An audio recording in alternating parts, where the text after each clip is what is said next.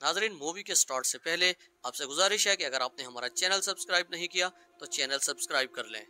Movie के आगाज में हमें अर्जेंटीना का दारुल हुकूमत ब्यूनस एयर्स दिखाया जाता है, जहां पर हर तरफ खारदार तारें और सख्त सिक्योरिटी होती है। तभी एक लड़के को दिखाया जाता है जो एक गाड़ी के पास से गुजर रहा होता है, जिसका नाम गेन है।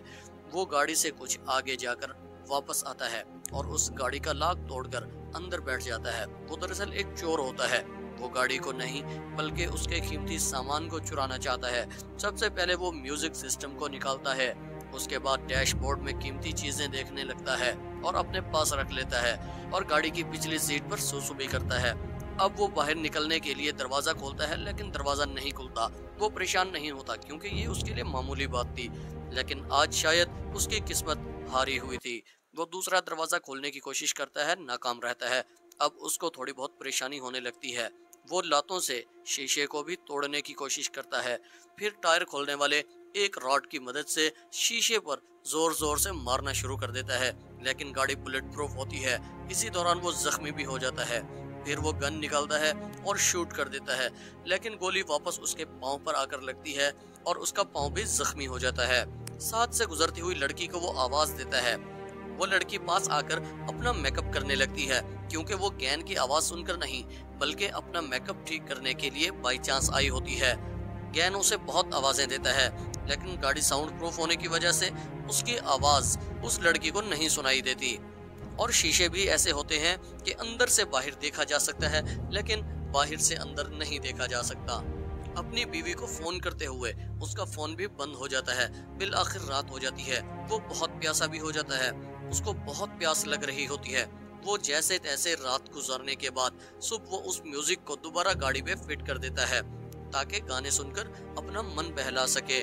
कुछ देर बाद उसे गाड़ी के मालिक की कॉल आती है। वो कहता है कि मैंने इस गाड़ी में बहुत सारी सिक्योरिटीज लगा रखी हैं। ना तुम्हें कोई देख सकता है, ना तुम्हारी आवाज सुन सकता है, और ये बुलेट प्रूफ भी है। यहाँ से निकलने का सिर्फ एक ही रास्ता है, और वो नीचे से।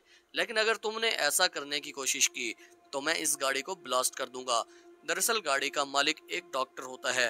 वो डॉक्टर को धमकी देता है कि अगर तुमने मुझे यहाँ से ना निकाला तो मैं तुम्हारे खानदान को मार डालूंगा। लेकिन डॉक्टर को कोई फर्क नहीं पड़ता। डॉक्टर गाड़ी का एसी ऑन कर देता है, और अब गैन को ठंड भी लग रही होती है। वो अपनी शर्ट फिर से पहन लेता है। उसके पैर पर लगा जख्म भी अब खराब हो रहा होता है। इतने में एक पुलिस वाला गाड़ी के पास आता है। वो उसे आवाजें लगाता और चीखता रहता है, लेकिन पुलिस वाला ना उसकी आवाज सुन सकता है और ना ही उसे देख सकता है। वो दरअसल चालान करने के लिए आया होता है।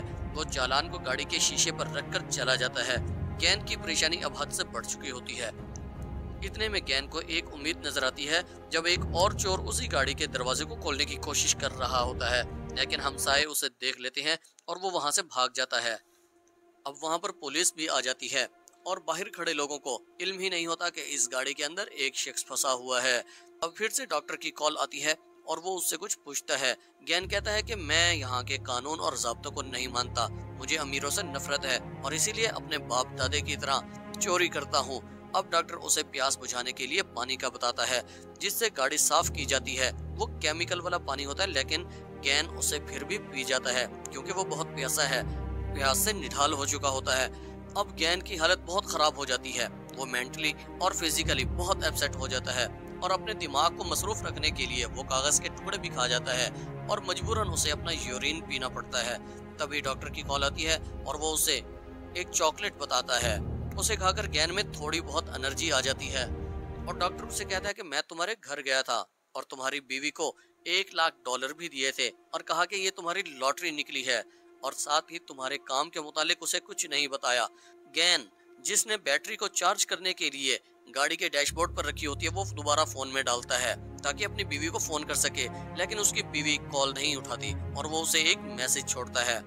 तभी वो गाड़ी के स्टार्ट बटन को बार बार दबा रहा होता है और गाड़ी स्टार्ट हो जाती है। अब उसका चेहरा खिल उठता है, लेकिन गाड़ी बैक गियर में होती है। वो फिर से मायूस हो जाता है। वो गाड़ी को बैक ही भगाता है और गाड़ी दीवार में टकरा जाती है, जिससे गाड़ी का बैक शीशा टूट जाता है और वो बाहर निकल आता है।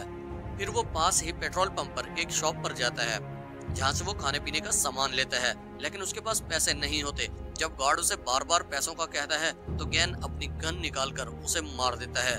तभी गैन एक झटके से उठता है क्योंकि वो ये सब ख्वाब में देख रहा था। उसकी हालत इतनी खराब हो चुकी होती है, वो खुद को गोली मारने की कोशिश करता है लेकिन उसकी गन में गोली भी नहीं होती। तभी गाड़ी की लाइट्स ऑन हो जाती हैं और वो सामने डॉक्टर को देखता है। डॉक्टर अब गाड़ी के अंदर आ जाता है क्योंकि उसे यकीन है कि गैन की हालत बहुत खराब है और वो उस पर हमला करने की पोजीशन में नहीं है। तभी डॉक्टर गैन को बताता है कि मुझे 28 बार लूटा जा चुका है, इसलिए मैंने ऐसी गाड़ी बनवाई ताकि चोरों को फंसा सकूं, और अब तुम फंस चुके हो, तुम यहाँ से बचकर नहीं जा सकते। तभी डॉक्टर फोन पर किसी से बात करने लगता है और गैन को मौका मिल जाता है। वो डॉक्टर को शूट कर देता है और डॉक्टर को शूट करने के बाद वहां से निकलने की कोशिश करता है। वो रेंगता हुआ आगे बढ़ता है क्योंकि उसके पास इतनी ताकत नहीं होती कि वो भाग कर जा सके। डॉक्टर जिसको गोली छू कर निकली होती है, अब वो आकर उसे दोबारा पकड़ लेता है और उसे गाड़ी की तरफ खींचकर जा रहा होता है। इतने में पुलिस गोली की आवाज सुनकर आ जाती है और वो उसे गैन को छोड़ने का कहते हैं, लेकिन डॉक्टर कहता है कि कानून पर अमल न होने की वजह से ऐसे लुटेरे सरेआम फिरते रहते हैं और लोगों को लूटते हैं। मैं इसे मारूंगा, मैं इसे नहीं छोड़ूंगा। तभी एक रिटायर्ड पुलिस वाला आता है और वो डॉक्टर को बड़े प्यार से समझाने की कोशिश करता है और डॉक्टर उसको छोड़ देता है और फिर गाड़ी में बैठकर वो एक मोबाइल में टाइम लगाता है जिससे वो खुद को ब्लास्ट कर देता है।